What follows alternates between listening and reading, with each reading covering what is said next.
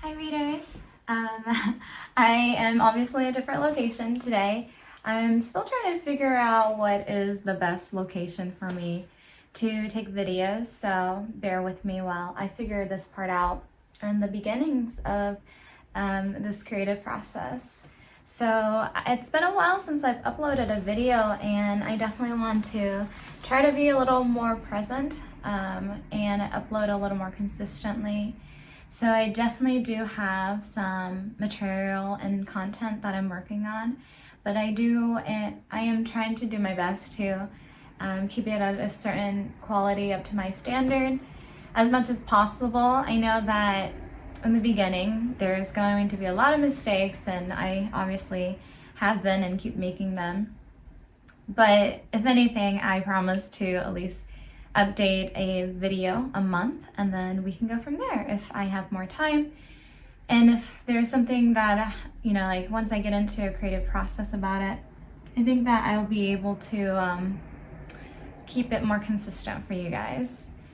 So for this video, I do want to touch base on wrapping up the year. It's definitely been a very, very crazy 2020 year, but let's kind of take a step back and let's look at it in respect to your entire life, as well as from the beginning of this year to the end of this year. And during the holidays, I love the fact that in the US we celebrate Christmas first, and then we have New Year's right after Christmas. So for me, it's those after that big Christmas dinner and just being around family and being surrounded by love, and it's such a great time to kind of reflect on the memories that you've built up over the course of the year, and really talk about what are the things that you're looking forward in the next year.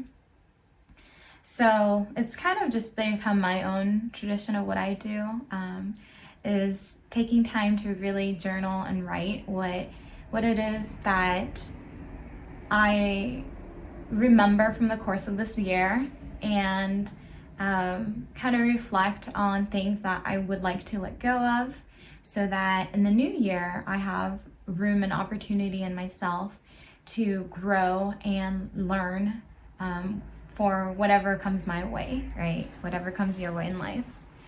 And so I kind of do want to direct some of these questions to you so you can have them on mind as we are approaching Christmas time and then to New Year's.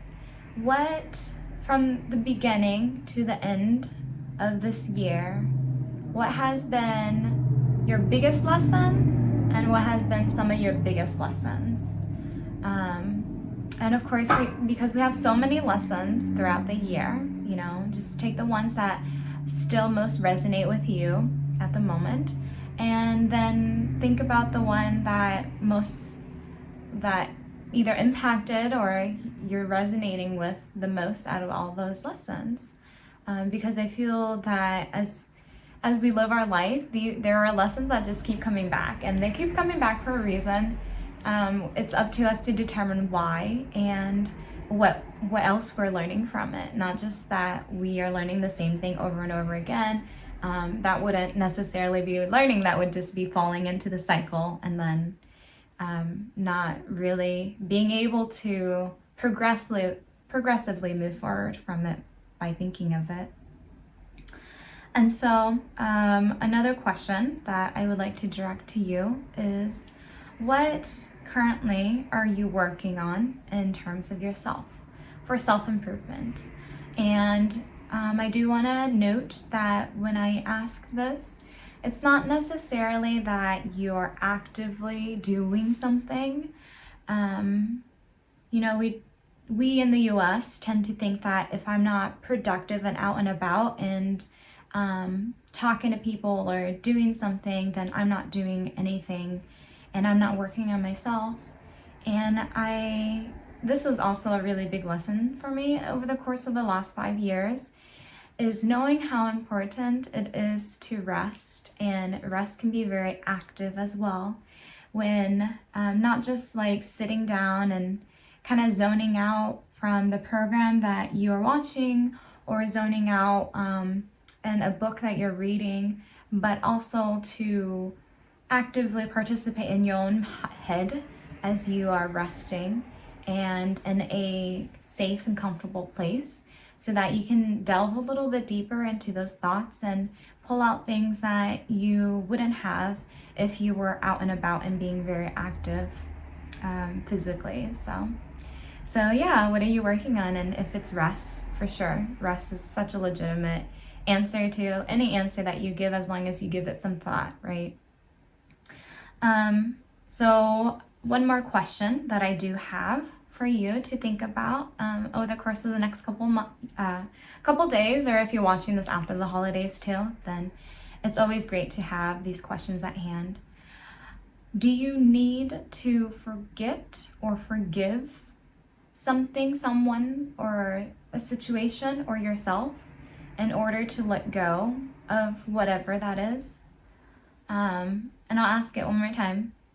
Do you need to forgive to let go of something?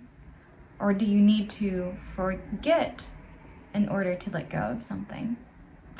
And that one is a more complicated question, because oftentimes it feels that we already are pretty light in the relationships that we have and within ourselves, and there's not really anything to delve into that we need to forgive or forget. But if there are emotions that continue to rise up in you, that is a pretty strong indicator that you have something that has been bubbling inside. And to approach that emotion and keep going towards it, asking, why are you here? What emotion are you? And what do you need? And as you keep going along that line of thought, then it may pull up a situation, a person, something, that you may have forgotten when you're conscious and living your everyday life, just going about your own life. But as you pause to stop and think about it and realize that there was something there, then I think that is something important to explore. But also with a big caution that when you're doing inner work, to very, very remember to take a lot of compassion for yourself and a lot of kindness. And if it's hard for you, let me give you that right now. You are so worthy, you are so loved, and you are here because of that love.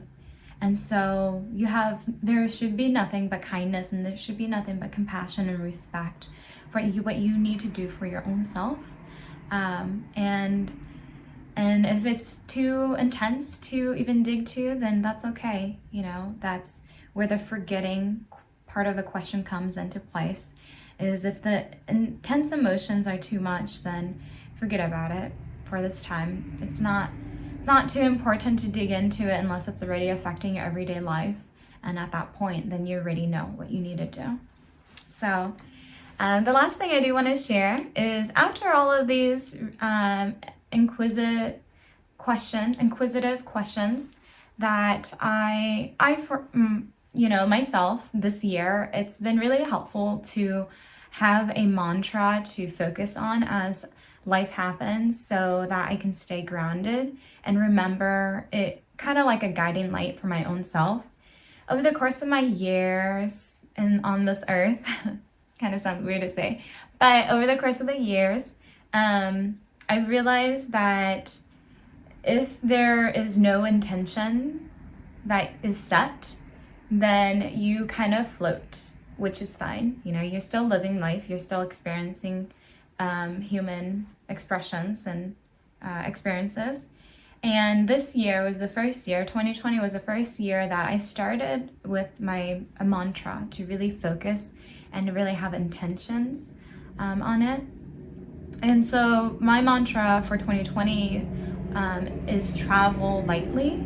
And it was after in 2019 that I had realized I was just on the go all the time, and I was always carrying a lot of stuff because I travel for work every month, and so I would be lugging all this stuff, and not only lugging physical items, but also mentally I would pull things from where I was working over to where I live, and then vice versa, from home to work, and it gets very muddied. So I realized that for me, after reflecting in the end of 2019, that I think what would be most beneficial for me and help me grow with intent is to focus on traveling lightly in everything that I do.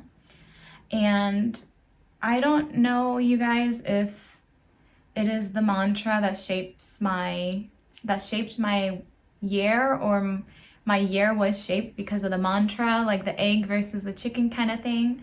But it's been crazy. I feel that without my intention that I set in the beginning of this year, I would not be this consciously aware of all the things that I have successfully let go of, and aware of all the things that had held me back because I hadn't been traveling lightly in my own heart. So it definitely does work. If you're in a position to want to delve into mantras, I definitely recommend it. And again, this was my first year, and I love it so much that it's something I really want to set consistently moving forward in the next years. And so I'll just leave this part for you guys, but my mantra for 2021 is to fail with intent. And that means a lot of things to me, but in the next video, I'm not quite sure when I'll be filming it, but in the next video, I will be sharing what that mantra means to me, and I hope that I can help you in your own mantra work, or just help to think a little bit deeper about what you need currently, and whatever is going on in your life. So please be safe during these holidays, and always remember to be kind and compassionate and loving and respectful, not only to others during this time, but also most importantly to yourself. Take care, readers, and happy reading. Bye.